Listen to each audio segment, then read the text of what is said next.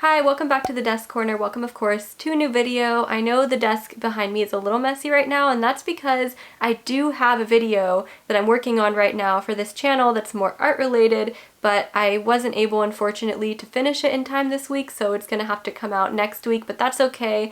I want that video to have more effort put into it. Anyways, I thought it would be fun to just chat with you guys today because there has been a lot on my mind lately that I thought maybe some of you guys could relate to, and it just has to do with being an artist, but also being an artist on social media like YouTube. I don't really use Instagram, so it's basically just YouTube. Bear in mind here, a lot of you guys might think that the topic of today's video is a little bit trivial in comparison to a lot of other things, but I thought it would be worth discussing regardless. And that is how sometimes being a YouTube artist can be a bit difficult. So let me explain what I'm talking about, why I'm talking about it. So back when I became more interested in art back in high school, I remember I would come home from school sometimes, finish homework, and have a few hours to just like knock out a portrait or at least get started on one. And that continued into college. Art was very much like a pastime for me, something really fun and relaxing to do, and I was always proud of improvements that I made with each piece that I created. So of course in college I had less time with classes and with work and everything, and so I wouldn't create art as often, but it didn't really matter to me because I could work on a piece for a month, 2 months even, whenever I had time, and eventually it would get finished and then I would be proud of the piece. So art was very much like a relaxing hobby to me and something I really enjoyed doing. I officially started my YouTube channel back in 2018 actually. I posted a few like time-lapse videos, then took a really long break from it, and then came back in the summer of 2019 and started actually posting consistently. And now it is January 2022 and here I am still posting consistently. So this next part is going to sound a little bit bad, but hear me out. I will explain it. I think that having a YouTube channel has kind of like stunted my enjoyment for creating artwork. And I know that sounds very terrible, and there's a lot of positives that having a YouTube channel has brought to my development as an artist that I will talk about in a moment. But I just want to acknowledge that sometimes having the pressure of needing to post, needing to think of videos that are going to do well with the algorithm, and making sure that I have something new each week, being consistent and all of that has kind of just created this wedge between me and my artwork, because on one hand I really do enjoy anything art related and I love creating and I've always loved creating, but on the other hand it's almost like having that pressure there where it becomes more like something you need to do, something like a job, can almost like take the enjoyment out of creating sometimes because you are putting all that pressure on yourself. So I'm not trying to say that I don't enjoy creating artwork at all anymore, because that's totally far from the truth and art is still very much my passion,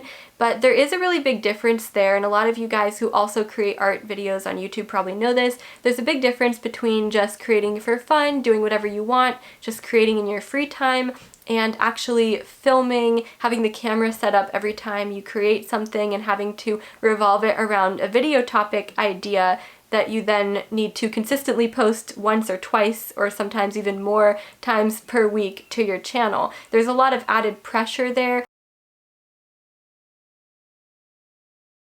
I think a lot of it just has to do with turning your art into something that's more than just a hobby, and I have to argue that when you create an art YouTube channel and you're posting to it consistently, while it's a lot of fun, it almost is like more than what you would put into a hobby. The amount of time and effort required to maintain an art YouTube channel is a lot of work. It's almost like a job, really, and whether you're making money from it or not, you're probably putting in a similar amount of work to people who are making money from it or who make money from their YouTube channels about different subjects and topics. So even if your intention is just to make videos for fun, you're still going to end up doing a whole lot of work and having that pressure on you to make sure you keep your channel consistent, because we all know, at least all of us that post on YouTube know, that taking breaks is not favored by the algorithm, and you can get away with taking breaks, but if you don't post consistently most of the time, then that isn't going to do well for your channel. I had to change my camera battery. I think my camera is getting a little bit tired of me talking right now,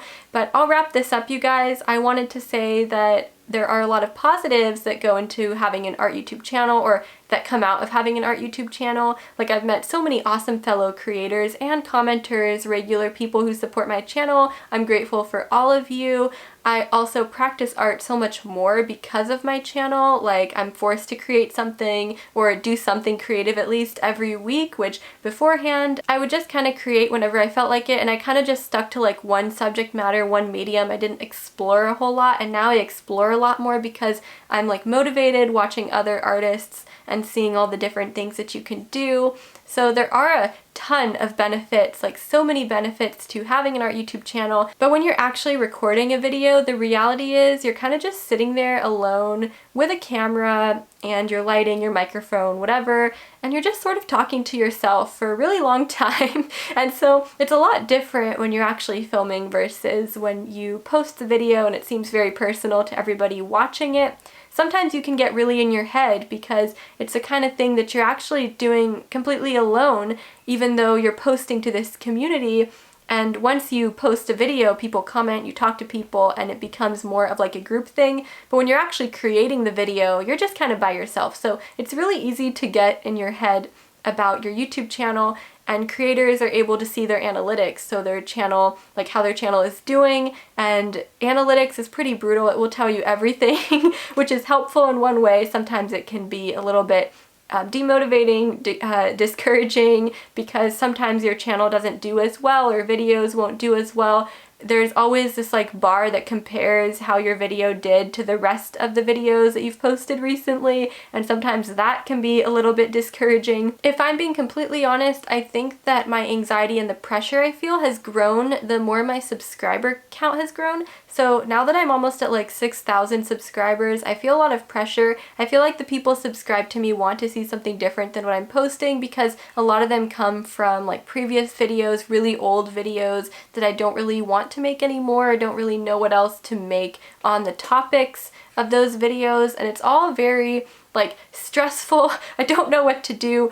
All I know is that I want to kind of like revamp my channel a little bit in 2022 to create things that are more useful.